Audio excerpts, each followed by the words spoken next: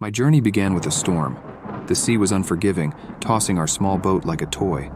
I clung to the rail, my knuckles white, as the rain lashed at my face. "We'll be there soon," the captain shouted over the roar of the waves. "Just hold on." When we finally reached the island, the storm had subsided, leaving behind a thick, eerie fog. The captain refused to come ashore. "No further," he said, eyes wide with fear. "The island's cursed. I'll wait here, but I won't set foot on that godforsaken land." I nodded, adjusting my backpack and stepping onto the rickety wooden dock. My boots thudded against the damp planks, the only sound in the suffocating silence. I had come to this island, known as Blackthorn Isle, to uncover the mystery of a lost colony that had vanished over a century ago. The island had been abandoned without a trace, and its story had always fascinated me. The path leading from the dock was overgrown with twisted vines and thorny bushes. As I made my way through the underbrush, I felt an unsettling sense of being watched. I shook off the feeling and pressed on, determined to reach the old settlement before nightfall.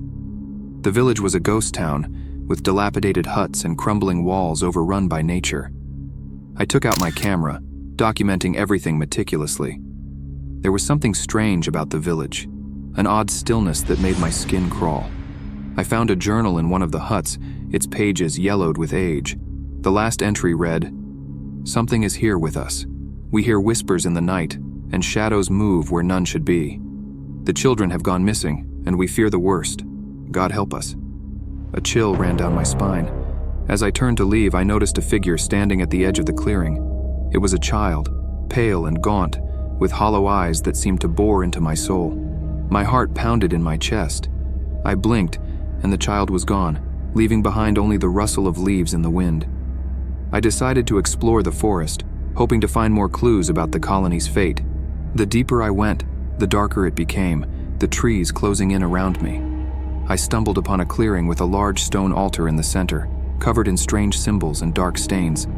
It looked ancient, far older than the colony itself. Suddenly, the air grew cold, and I felt a presence behind me. I turned slowly, my breath catching in my throat. The child was back, but this time he was not alone. More figures emerged from the shadows, their faces twisted with anguish. They whispered in a language I couldn't understand, their voices like nails on a chalkboard. I backed away, my mind racing.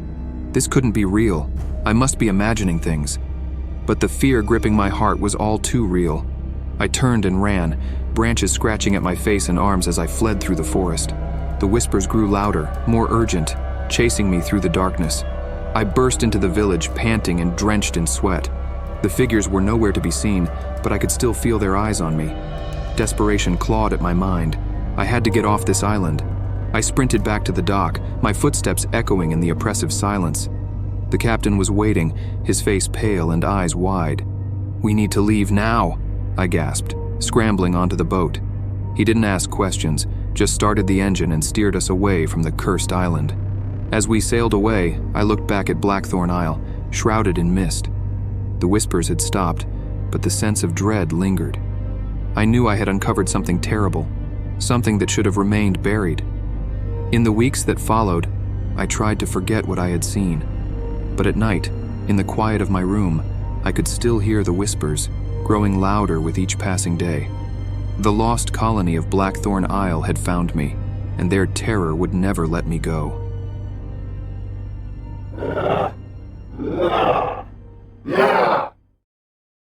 The legend of Blackwater Isle had always intrigued me.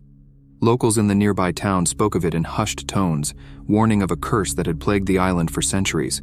But I wasn't one to be deterred by superstition. As a journalist, I thrived on uncovering the truth, and this story promised to be my most compelling yet. The old fisherman who agreed to take me to the island was nervous.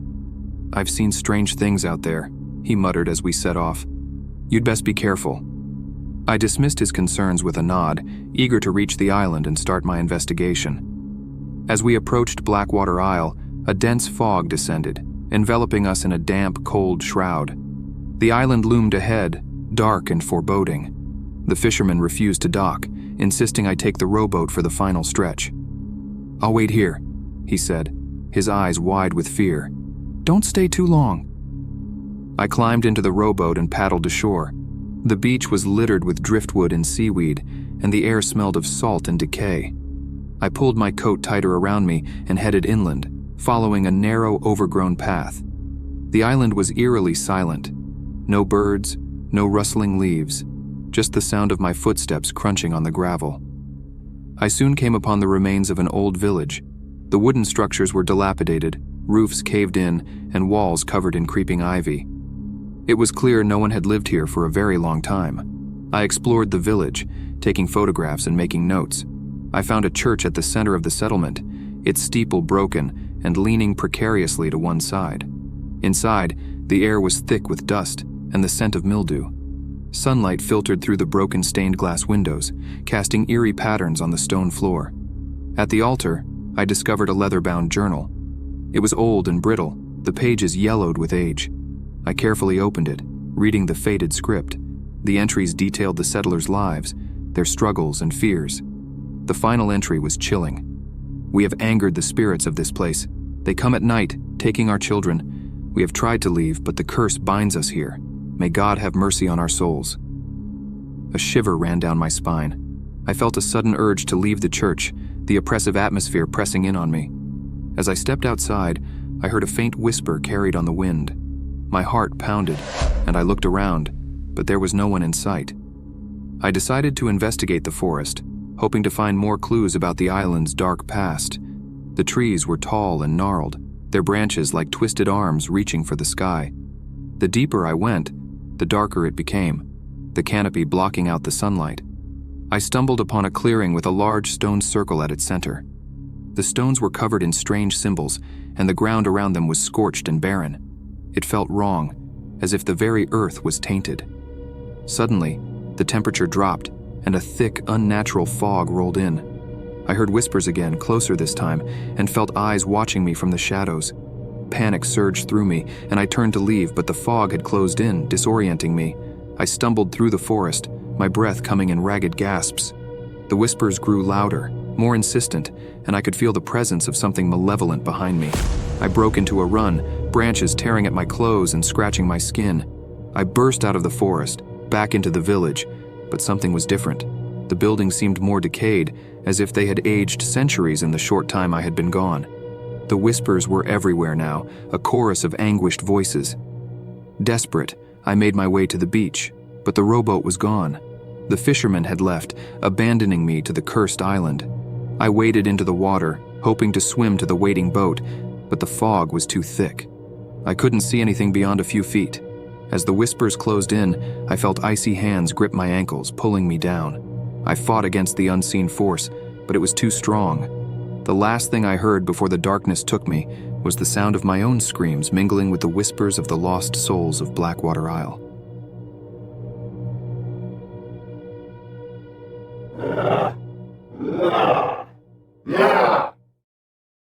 I arrived on Forsaken Isle under a blanket of fog, the damp air clinging to my skin. The island had been abandoned for years, a place shunned by the locals due to the strange happenings and whispered tales of spirits.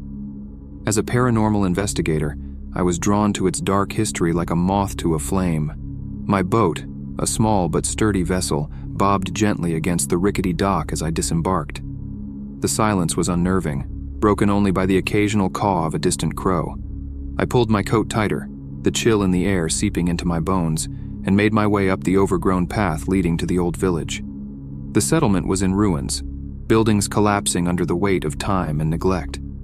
I set up my equipment in what appeared to be the town square, the heart of the village.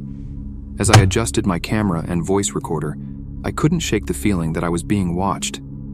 I began my investigation at the church, its steeple reaching up like a skeletal finger against the gray sky. Inside, the pews were overturned, and the altar was covered in a thick layer of dust. I set up my EVP, electronic voice phenomenon recorder, and asked the first of many questions. "Is anyone here with me?"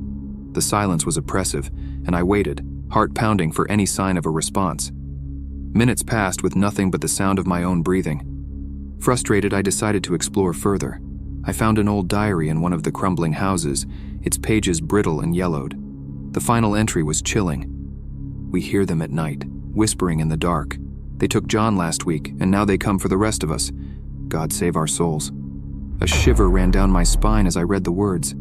The sun was setting, casting long shadows across the village. I felt an urgency to gather more evidence before darkness fell completely. In the center of the village stood an ancient oak tree, its gnarled branches twisting like arthritic fingers. It was said to be the site of several hangings during the island's dark past. I approached cautiously, setting up my camera to capture any activity. As night fell, the atmosphere grew heavier, the air thick with an unspoken threat. I heard it then, a faint whisper carried on the wind. My heart raced as I strained to listen, but the words were unintelligible. I hit the record button on my EVP device, hoping to capture the sound. "Who's there?" I called out, my voice trembling despite my efforts to stay calm. The whispering grew louder, circling around me like a swarm of angry bees. I felt a cold breath on my neck and spun around, but there was no one there. The whispering turned into a cacophony of voices, overlapping and indistinct. Fear gnawed at my resolve, and I backed away from the tree, tripping over an exposed root and falling to the ground. The voices were relentless, growing louder and more desperate. Suddenly, I felt hands, cold, clammy, and unseen, grasping at my arms and legs. I screamed, thrashing against the invisible force, but the grip tightened, pulling me towards the oak tree. My equipment lay forgotten as I fought for my life, the voices now screaming in my ears. In a final desperate attempt, I reached for the small silver cross around my neck and held it up. "Leave me alone!" I shouted, my voice breaking. The hands released me, and the voices ceased abruptly, leaving an eerie silence in their wake. Gasping for breath, I scrambled to my feet and fled towards the dock, my footsteps echoing in the stillness.